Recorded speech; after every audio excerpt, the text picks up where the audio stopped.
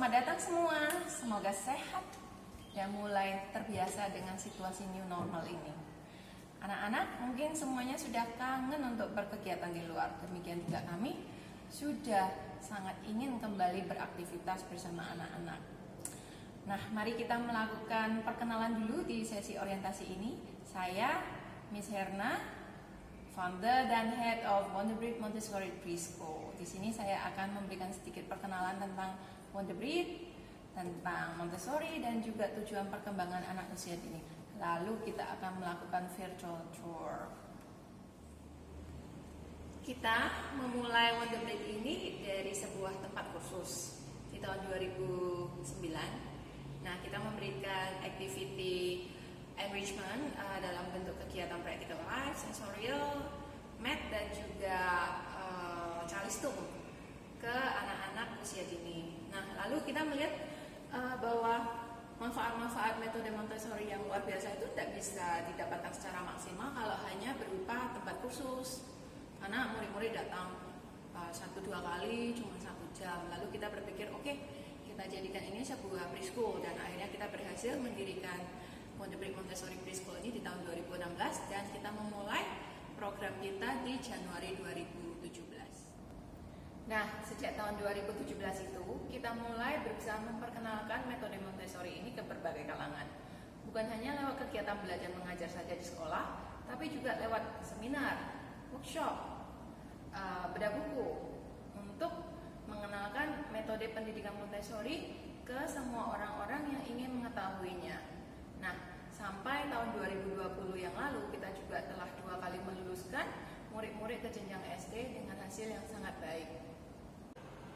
Visi kami di Wonderbreed Montessori adalah menyiapkan setiap anak didik kami agar tumbuh menjadi pribadi yang percaya diri, pembelajar yang mandiri, individu yang bahagia, dan sekaligus sebagai anggota masyarakat yang mampu berkontribusi positif bagi lingkungannya. Dan misi kami adalah mengenalkan, menerapkan, dan mengembangkan prinsip-prinsip pendidikan Montessori dimanapun anak-anak berada, baik di rumah, di sekolah, maupun di masyarakat, supaya dapat memberikan manfaat yang maksimal kepada banyak orang for a better world. Mengapa Montessori? Sekarang kita bahas sedikit tentang Dr. Montessori. Beliau berpendapat bahwa masa golden period anak-anak itu harus didukung dan disiapkan, karena sayang sekali kalau dibiarkan begitu saja. Sebab di usia golden period mereka tuh bisa belajar dengan gampang tanpa harus berusaha keras. Nah, itu karena adanya bantuan dari absorbent mind sampai usia 6 tahun. Maka dari itu kita perlu meletakkan dasar-dasar kemampuan dan kecintaan mereka untuk terus belajar sejak usia dini agar itu menjadi bekal masa depan mereka. Nah, caranya bagaimana? Kita itu harus menyiapkan lingkungan. Lingkungan itu disiapkan dengan menyiapkan kegiatan-kegiatan, berikan mereka pilihan kegiatan-kegiatan yang bisa dilakukan, yang bisa mereka pilih. Karena anak-anak itu tidak mungkin diam saja, mereka itu akan terus belajar, terus bergerak, suka atau tidak suka. Maka kita harus siapkan lingkungannya agar yang mereka pelajari itu hal-hal yang positif. Dalam pendidikan Montessori ada sesuatu yang sangat penting yang dinamakan freedom. Nah, freedom itu diberikan kepada anak-anak supaya muncul internal disiplin. Internal disiplin bisa muncul kalau anak-anak melakukan kegiatan atas pilihannya sendiri tanpa paksaan dari orang lain. Nah, bagaimana itu bisa muncul?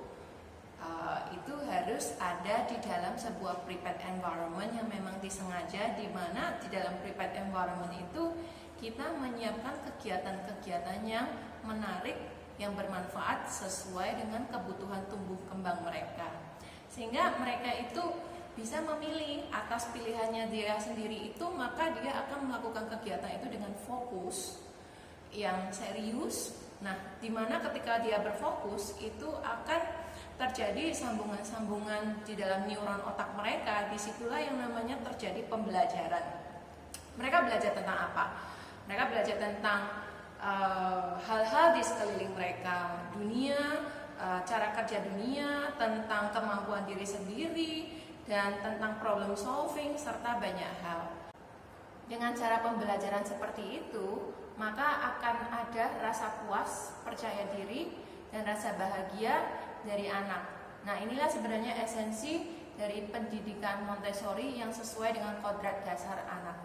Nah, tugas kami selanjutnya adalah memberikan bimbingan kepada parents agar dapat memahami teknik-teknik dasar untuk mendampingi anak di dalam masa belajar di rumah pada saat sekarang ini.